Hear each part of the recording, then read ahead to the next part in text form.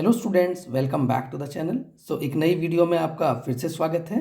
आज की वीडियो में हम क्लास 4th के साइंस का एक लेसन है, इसके क्वेश्चन आंसर सॉल्व करेंगे and the title is a clean word. इस लेसन की रीडिंग हम पिछली वीडियो में कर चुके हैं, जिसका लिंक आपको इस वीडियो के डिस्क्रिप्शन में मिल जाएगा। Without wasting time, let's get started. Before moving to question answers, let's have a quick recap of the chapter. Our environment includes everything that surrounds us। तो हमारा वातावरण उन सभी चीज़ों से मिलकर बना है जो हमारे चारों तरफ फैली हुई हैं। This includes land, air, water and living things. इसमें ज़मीन, हवा, पानी और सजीव वस्तुएं शामिल हैं। Pollution means the presence of harmful substances in air, water and land.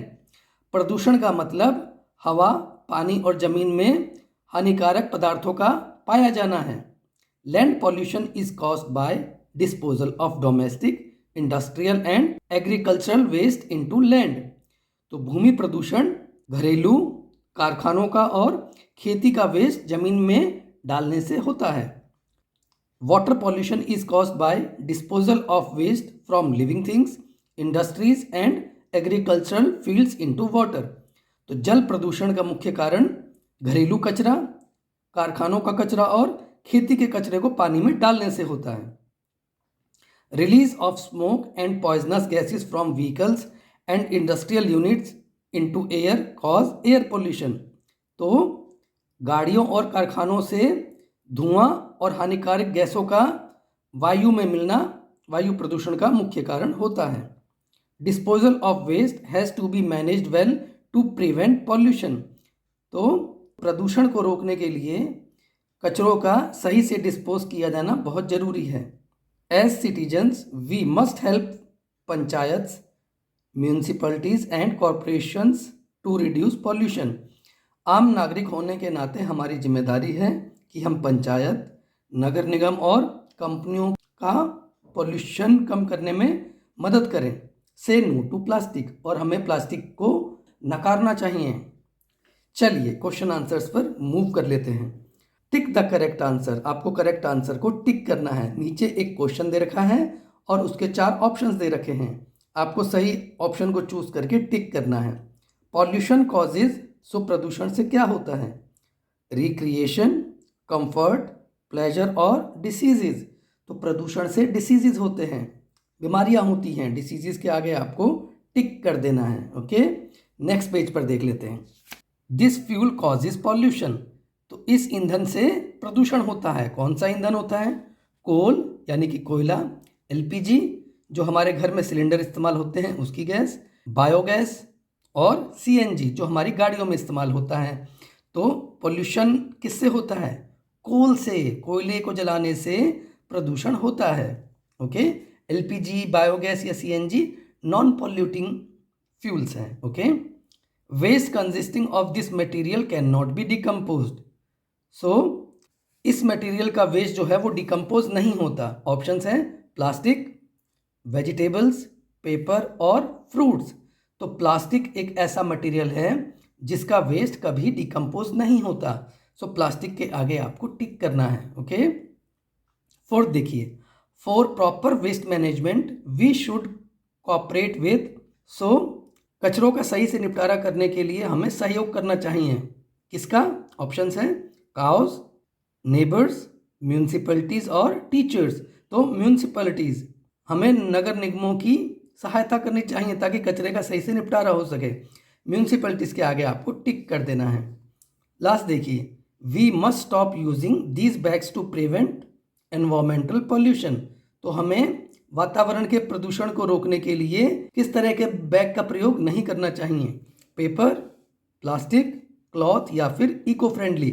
So plastic is the right answer. Plastic के आगे आपको टिक कर देना है। प्लास्टिक के बैग का प्रयोग नहीं करना चाहिए अगर हमें अपने पर्यावरण को प्रदूषण से बचाना है। तो बी पार्ट देख लीजिए, फिलिंग द ब्लैंक्स। आपको कुछ सेंटेंसेस दे रखे हैं जिनमें आपको ब्लैंक स्पेसेस भी दिए हैं। आपको सही ऑप्शन यहाँ पर फिल करना है। Dash dash and dash are getting polluted because of increasing population. So air, water and land are getting polluted. So आपको पहले एयर, वाटर एंड फिर लैंड फिल करना है। ओके, सेकंड देखिए, coal, petrol and diesel release dash on burning. तो कोयला, petrol या diesel जलने के बाद क्या निकालते हैं? स्मोक, धुआं निकलता है इनको जब जलाते हैं तो। ओके, सो स्मोक यहां पर आपको फिल कर देना है। थर्ड देखिए, dash waste and dash waste should be dispose of separately. So wet waste and dry waste should be dispose of separately. तो यहाँ वेट और यहाँ ड्राई आपको फिल कर देना है। नेक्स्ट देखिए, dash bags stops the flow of water in drains. So plastic bags, यहाँ पे आपको प्लास्टिक फिल कर देना है। ओके, नेक्स्ट देखिए, aquatic animals and plants are adversely affected by dash and dash that reach the water. So aquatic animals means पानी के जीव और पौधे बहुत ज़्यादा प्रभावित होते हैं किससे? Fertilizers and chemicals that reach the water. So यहाँ पे फर्टिलाइजर्स एंड यहाँ केमिकल्स फिल कर देना है। ये हमने लेसन में रीड किए थे सारे। ओके, नेक्स्ट देख लेते हैं C part, write short answers. आपको वन लाइनर आंसर्स लिखने हैं इनके लिए। How is land made available for making more houses and factories. तो और नए घर और कंपनियां बनाने के लिए जमीन कैसे उपलब्ध होता है? तो ये आपने पीछे रीड किया था। आप लिखेंगे land is made available for making more houses and factories by cutting down a large number of trees. So इन दोनों कामों के लिए बहुत सारे पेड़ों को काटकर जंगल खत्म हो रहे हैं। हम पेड़ों को काट करके नए घर या फिर नई फैक्ट्रीज बनाने के लिए जमीन उपलब्ध कराते हैं। आपको ये लिख देना है। नेक्स्ट देखिए, what does agricultural waste include. तो कृषि का कचरा क्या होता है? मीन्स खेती बाड़ी का जो कचरा होता है वो क्या होता है? तो आप लिखेंगे agricultural waste includes parts of plants and chemicals used to destroy weeds and pest. Okay, next देखिए, name 2 diseases that are caused due to polluted water. तो पॉल्यूटेड वाटर से 2 बीमारियां जो होती है उनके नाम लिखने हैं। आप लिख देंगे diarrhoea and typhoid are caused due to polluted water. Okay, ये हमने लेसन में रीड किया था। नेक्स्ट देखिए, name 2 things that can be recycled. तो आपको 2 ऐसी चीज़ों के नाम लिखने हैं जो रिसाइकिल हो सकती है। तो आप लिखोगे some plastics and papers can be recycled. ये आपको यहाँ लिख देना है। ओके, नेक्स्ट देखते हैं D part, answer these questions. How do people living near rivers pollute water. तो नदियों के पास रहने वाले लोग पानी को कैसे प्रदूषित करते हैं?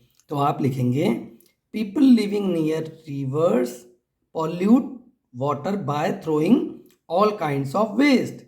Many of them wash clothes and utensils into it. Drains carry water which is released into rivers. Okay, so बहुत से लोग इसमें कपड़े और बर्तन धोते हैं और घरों की नालियों को भी नदियों में छोड़ देते हैं। नेक्स्ट क्वेश्चन है write 2 ill effects of water pollution. तो जल प्रदूषण से होने वाली बीमारियों के बारे में आपको लिखना है।